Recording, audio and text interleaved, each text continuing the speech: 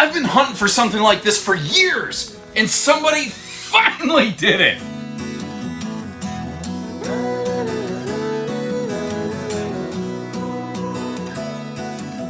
Hey everybody, Josh the RV Nerd with Bish's RV, down here getting a look at Winnebago's newest, I almost said fifth wheel, because actually that's where this began. Back when they made Voyage fifth wheels, they made one of these in a fifth wheel, and then the pandemic happened, and they just didn't have the production time and space to keep building fifth wheels, but they loved this floor plan. So they've adopted it into their Voyage travel trailer series, and I am glad to see it. Because I've been saying for years, these like mid-living room with opposing slides, why do so many of these campers have like dual opposing hide-a-beds? I don't need seats for 6 butts in a couple's model most of the time. Instead, though, the slide that faces the campsite, why don't they option a desk into it? And that is exactly what they've done right here. And it's funny because it is so simple. They don't have to change the walls or the windows. It's just a countertop and a couple of drawers and a chair that you throw in there. And it's fantastic. Now, it really lines right up with their new 2024 carpetless initiative, although Voyage has been that way for a year or two now. But with a 7-foot ceilings on these, allowing for bigger slides, massive windows overlooking that desk, and having blackout roller shades in case you got the sun blinding you like Manfred Mann over here, it's just a perfect mix of features. Not to mention, for destination use, I personally think rear kitchens are some of the best floor plans out there because they provide more prep space, more counter space, and this certainly lives up to that. But it also has that very fifth wheel style, like elevated viewing dining bar where it's almost like a stadium seating setup where the people sitting in the kitchen can look over the theater seat. So even if you do have some guests and you're watching the game or something like that, like there's not a bad seat in this house. And there's a lot more good features to come on this one. I really can't wait to see what you think about her. And it's kind of funny. I felt like I'd sort of seen this floor plan before, and I had to think about it. And going way back when, years and years ago, when I had the opportunity to record a lot of used RVs, I ran into, I believe it was a Sierra rear kitchen fifth wheel with an eerily similar layout. But like if you look at this, it's almost set up like a lot of those, you know, those rear kitchens that have opposing living rooms slides like this and a theater seat facing the entertainment center, just like this. But the rear kitchen's often elevated, like you go up some steps to get to the kitchen. This is actually laid out and set up just like that. It just doesn't have the steps. And what I mean by that is still has that little like extra entertainment-centric serving breakfast bar over here. I don't know, that's a lot of words, I get it. But this bar with these couple kind of high seat stools, or actually comfy plush chairs, they overlook the theater seat, so you almost have a little bit of like a stadium seating 2 people over 2 people thing, staring straight at the entertainment center, which is kind of cool. And you know, I like that arrangement because, you know, if you prefer to sit back there in the kitchen while you're eating, or if somebody's back in the kitchen doing prep work, they can look over the bar and still see what's going on in the entertainment center. There's still really good definition of kitchen versus living room, even though it is kind of open, there's still a lot of clarity. And look at this. This is the camp side of the RV, not the poop side of the rig. You have some massive campsite window coverage in this. And both entry doors here in the living room, well, the entry door to the living room and one to the kitchen, you almost have a kitchen back door, like a house in a sense. They both have the privacy shades built right in from the factory level. Now, anywhere they can, they have the blackout roller shades. And this RV is 7 foot tall inside. That's a rare quality. Eagle series travel trailers, reflection, are very good for that. There are a few other rare samples, like a Rockwood Signature is also pretty tall, but not quite full 7 foot all the way through like this one. Now this over here, your oven and kitchen and convection microwave, this stuff is all built into a slide. And I like lost my balance there almost and about dropped the camera, so the camera got super wonky. But that's what opens this rear kitchen up right here to a great degree. But I'm looking at it, and when that slide closes, we might have to block off the refrigerator. Now, that being said, in my personal opinion, I think rear kitchens are some of the best floor plans for being at a destination, not traveling to a destination. But I know that's an important factor for some folks. So we are going to close the slides up later and check this thing out in road mode. Now, you've got a chunk of counter. Oh, by the way, I'm sorry. This is a little bit of an early prototype. This is going to change a little bit. Where the cabinetry here gets triangular, it will actually close off and then have a swing-up countertop extension right there. And the overhead cabinet is also similarly going to follow suit, where it'll lose a little bit of that angle edge right there. I was just advised that right before I started recording this, so kind of a little detail to keep in mind. What I'm wondering, where do we have kitchen outlets? We do have some outlets under the overhead cabinets there, and I don't know if you noticed them, but there are power outlets and even a wireless phone charger right on this little elevated breakfast bar, dining bar, whatever you want to call it. And that is a real good look at that sealed edge thermal foil countertop right there. Now that big silver thing in the background, that is our 15 cubic foot 12 volt compressor fridge. And Voyage goes where Mini doesn't. So Mini, this one's little brother, doesn't have things like the residential size microwave, this big giant convection sucker. Mini also doesn't typically have ovens that you see here, although I am a little surprised that it is a smaller 16-inch oven, not a bigger 22-inch, but hey, that's what we have, just to give you the reference point. And here's a look at those bar chairs that I was talking about. I really, really like this setup. I like how they also included that little toe tap kind of shelf down there, so that when you are sitting in the chairs, you still feel like you have something to put your feet on and they're not just dangling down. I like that, because if I sit there with my legs dangling for too long, my big, dumb, long, heavy legs start losing circulation, which is never any fun. But once again, this is what I was saying. If you are sitting here in the kitchen and you're eating something or you're prepping something, you're staring straight down the barrel of that high-def gun right there, buddy. You've got some awesome entertainment going on. You got that electric space heating, I don't know, Tootsie Toaster down below. And what you're not seeing is there are heat vents cleverly hidden, not in the floor, but just above the floor all around the RV. So it's very easy cleaning and very pet friendly. And the taller ceiling, they also went with taller slides and bigger windows to maximize. And are you noticing the way that the slide flooring and the main flooring, very similar to like what I see Alliance do? It blends together so seamlessly. At a glance, you don't even consciously recognize it, There's also some things I want you to pay attention to, like in the slide boxes, they have household and USB outlets. They have switches for the lights above the slide because it's tall. It's hard to reach. So they make that easy. Now, this is a big rig. It is standard single 15,000 BTU air conditioner. I don't feel like that's sufficient. Thankfully, these are standard 50 amp.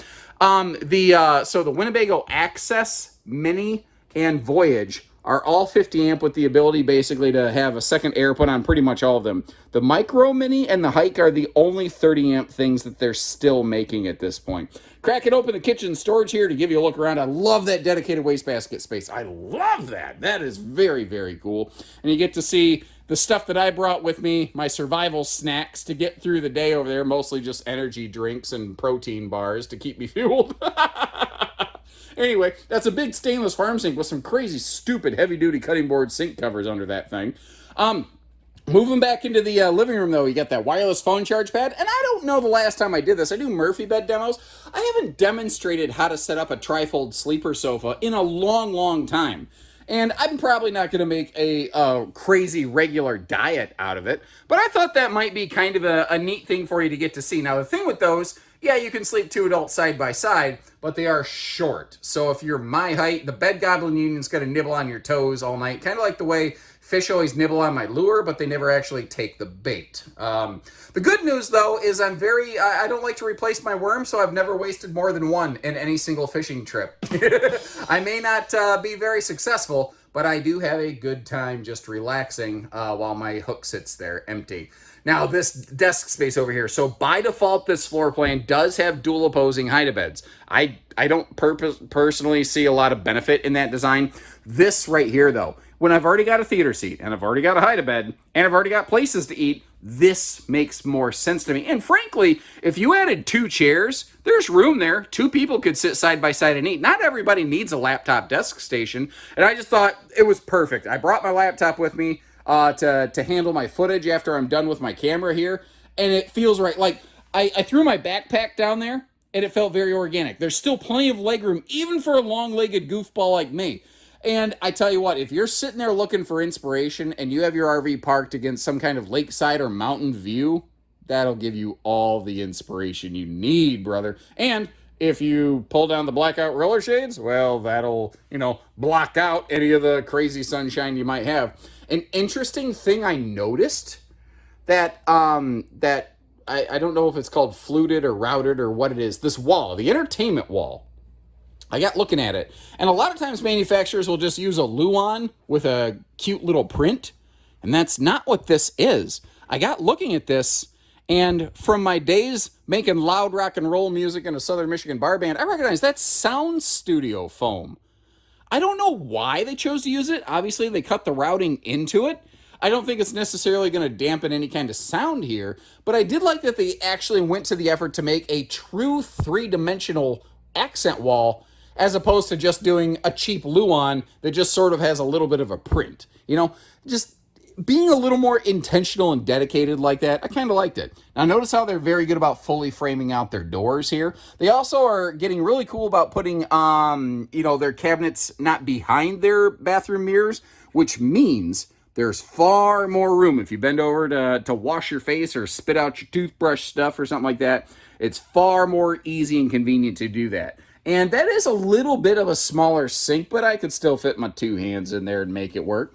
Up in the bathroom, still ventless, so you don't got to worry about any Peter sprinklage happening in the vents, which then causes the rest of the RV to have an interesting aroma. You may have noticed, though, as tall as I was, that little towel bar just below the linen cabinet in the bathroom kind of bumped me in the head. Now, I was leaning back quite a bit, and I will tell you, maybe you think it's gross. I don't know. I'm a guy who sits and plays on his phone when he's in the bathroom, and I know I'm not alone on that, and if you judge me for it, that's fine. I can take it.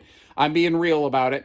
What I'm getting at, though, is that towel bar probably wouldn't be an issue. Neither would headroom in that shower. The 7-foot ceiling rocks in this thing.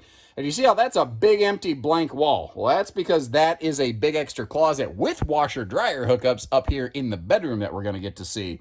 The shelf over the bed, like the bedroom of these Voyages is the one area that I really personally feel could use a little bit of love, a little bit of tweaking.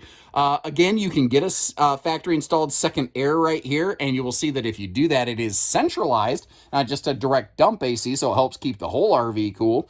TV hookups across from the bed, and you see that yellow sticker?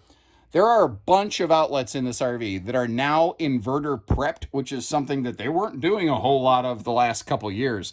I like the little elevated shelves kind of behind the hanging wardrobe towers, because the thing is, these are so tall, they have room to really, first of all, this is a 70 by 80 king bed, not a 60 by 80 queen, although you could always size a 60 by 80 queen into it.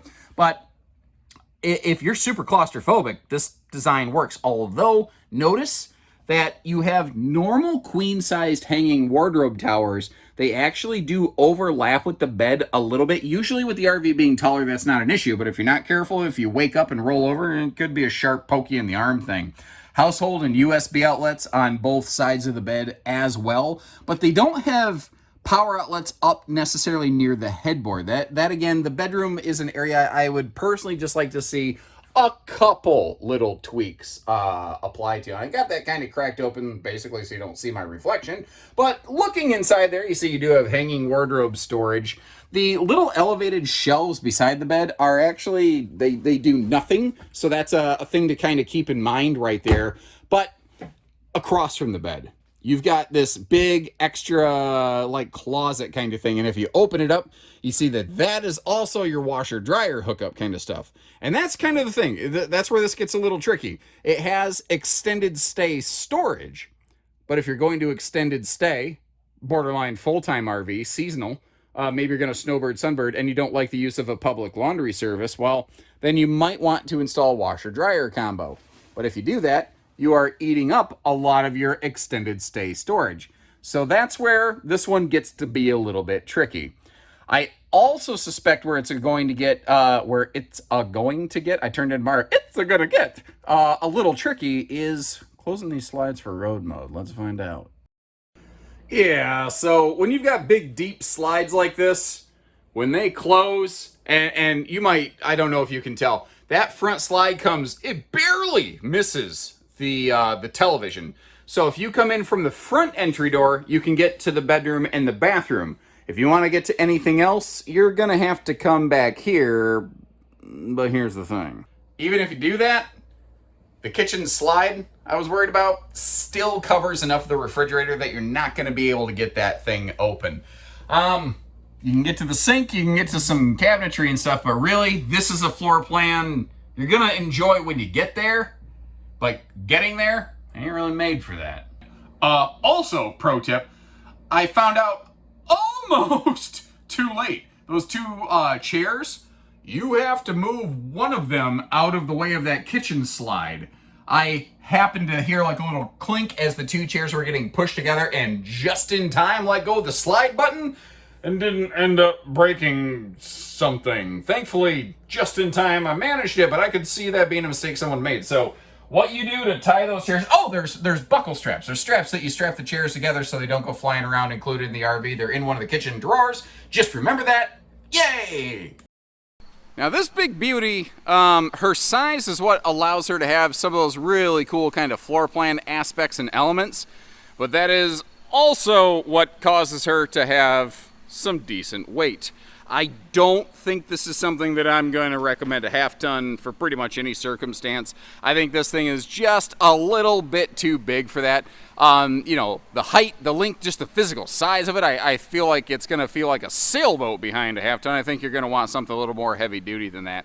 Now, a lot of your Winnebagos have 30-pound propane tank covers, but not a lot of them actually have 30-pound propane tanks. That's kind of one of the things with the Voyage. Everything on these kind of steps up a notch, you know. That dark nose looks really cool on this thing. I do wonder if it wouldn't absorb some extra solar radiation and heat in some of your sun country climates, but it also doesn't have a windshield. So that's the thing. A lot of like front windshields look awesome on campers, certainly, but it's like an R0.71 R value hole in the wall up front that this doesn't have. So I'm kind of not disappointed when RVs don't have front windshields personally. Now this does have a miniature drop frame, kind of like a fifth wheel here. Over there on the left, that will be your docking center in case you're curious. All kind of privatized and enclosed, and since it's a drop frame, you can have a nice, tall, like easy access functioning one.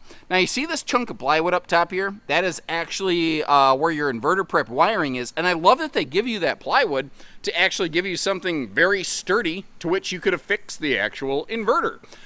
You can see how that marker light on the side there is now camera prepped. That's a new for 24 thing where they have gone Furrion rear and side view camera prep all the way. And even though it's two smallish awnings, I like that they didn't bury an awning over the top of this big, deep campsite slide over here, which really eats into the potential patio space. So instead, maybe it's two smaller awnings, but you're getting more total awning space, and especially this rear kind of come-and-go kitchen door, the party flow door back here. It is very nicely covered, from weather, and conveniently enough, back here, just off the side of the RV, we have ourselves the propane cooker hooker. So if you want to slide out the kitchen door, do a little griddling or whatever the case is on a rainy day, you can do so without really getting spritzed in the face too hard. Now down below here, we are enclosed, forced air heated, radiant barrier, and holding tank heaters all the way around. Now Winnebago hasn't actually, to my knowledge, like cold chambered and 0 degree tested these, which is what some RV companies call 4 seasons rated, even though it can get a lot colder than 0 degrees in a lot of places. I would be surprised if they couldn't pass that kind of testing, but they haven't actually done it. So I can't offer you any sort of guarantees that the factory hasn't done. On the back here, our receiver hitch, I believe for 2024, has actually jumped up to 350 pound rated because the supplier where they get their chassis and hitches from here, They and Winnebago doesn't use a Lippert chassis typically, by the way. That's just a different thing that they do. Basically, their stuff is apparently now rated to hold more weight, which is cool. Now, we gave you a little bit of a look up at the solar panel on the roof of this thing when the video first began. 200 watts of factory standard solar on these. Also, your sidewalls are what I call double Asdel, where they're Asdel on the inside and outside layer, and this does have plywood floor decking, tongue-groove plywood floor decking. Now, back here, this is going to be our kitchen gray outlet, and you can see how that tank pull handle, it is technically under the slide, but it's close enough. I think you could just kind of bend down and reach over there and grab that thing. But if this is all the way back here, that means that your bathroom black and gray outlet has to be way up here. So this is what I refer to as a two-stage sewer monster. You're going to want to kind of consider that there. Now, something else you may have noticed, not only are they running the nice Goodyear Endurance radials, but their spare tire is actually tongue-mounted on these. Coachman does a lot of that. That can actually help with a little bit of load equalization, and some people feel that it's a little bit easier than having the tire mounted under the belly. I've heard some people say that tire can interfere with certain weight distribution hitches, but from my experience of all the RVs that we've sold from my home store that I've personally witnessed roll out with weight distribution hitches on them, it apparently is a problem that we've always been able to work around pretty readily, so I don't think it's that major of an issue. So thanks again for tuning in. As I often ask, I'd love to hear your feedback on this new floor plan. Where did they nail it? Where did they fail it? Where could it improve a little bit? Like, I think that the bedroom could use a couple little tweaks, but there's certainly nothing that is, that's not a deal breaker for me right here. And a lot of times when you get a model like this, you start losing major kitchen functions. But with this one having that second door behind the slide, I don't know, man. A lot of this one works really, really well for me, but that's just me. Maybe you hate it.